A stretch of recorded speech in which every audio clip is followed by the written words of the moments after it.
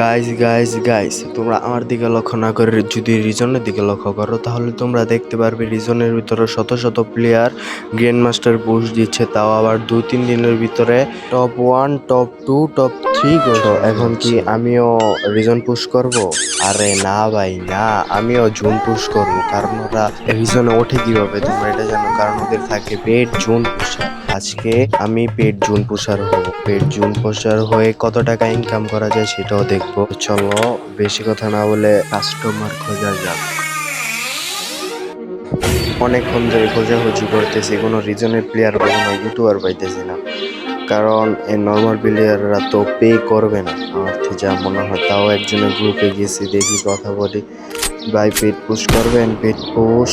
তারা directly start দিতেছে, কোনো কথা বলতেছে না, তাই আমি গ্রুপ থেকে বের হয়ে গেছি। ভাবছি ভাই আজকে চ্যালেঞ্জটা এত সহজ হবে না আমার। এত খোঁজার পরও ভাই কোনো প্লেয়ার পাইতেছিলাম না, আর যাদের পাইতেছিলাম তারা আবার মাইক অন করে না, তাদের বাসায় মেবি তারা আম্মু রাশ করে দিচ্ছে, এই কারণে তারা মাইক অন করে না। অনেক খোঁজাখুঁজির পর তাদের পাইলাম, বলতেছি তারা নাকি পেড পুশ করাবে, তাই আমিও রাজি হয়ে গেছি এবং ম্যাচ স্টার্ট দিতে বলতেছিলাম তাড়াতাড়ি, কারণ আজকে সারাদিন 24 ঘন্টা দেখতে হবে কয় টাকা। আমি বলতেছিলাম প্রতি ম্যাচে 10 টাকা করে দিতে হবে, সে রাজি হয়ে গেছে, তারপর স্টার্ট দিয়ে দিছে। মাত্র একটা টোকেন কালেক্ট করেছি, তারপরে দেখি আমার 2টা প্লেয়ার নাই হয়ে গেছে ভাই। তারপরে আবার এই প্লেয়ারের 3 নাম্বারেরও হেলথ একবারে নাই হয়ে গেছে, তারপর ও ডাউন হয়ে যায়।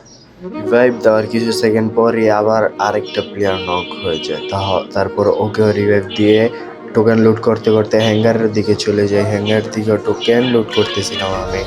আর যে পরিমাণ কষ্ট হইতেছিল এই গাড়িটা চালাইতে, এগুলো তোমাদের এলাকায় কি বলে জানি না, আমাদের এলাকায় মিশুক বা রিক্সা বলে। টোকেনই শুধু খাইতেছিলাম, টোকেন খাইতে খাইতে 3300 টোকেন বানায় ফেলছি, আরও বেশি হয়ে যাবে কিছুক্ষণ পর। তারপরও আমার মেনও মরতেছিল না, ভালো প্লেয়ারদের সাথে খেলতেছিলাম আর টোকেন খাইতেছিলাম। আমার খেয়ালই ছিল না ভাই এটা যে 4 নাম্বার জুন, আমার মনেই ছিল না। তারপর হঠাৎ করে যে পরিমাণ কাটতেছিল আমি ভয় পেয়ে গেছি, আমি ভাবছি এখনই আমি মেবি মারা যাব। তারপরে সুপার মেডকিট মারতে মারতে জুনে চলে গেছি। জুনে যাওয়ার পর আমার সব super medkit plus normal medkit শেষ হয়ে যায়, তাও আমি নর্মাল মেডকিট লুট করতেছিলাম, সুপার মেডকিটও লুট করতেছিলাম। তারপরে দেখি আমার একজন টিমমেট মারা গেছে, তারপর ওকে রিভাইভ দিতে চলে যায় জুনের ভিতরে।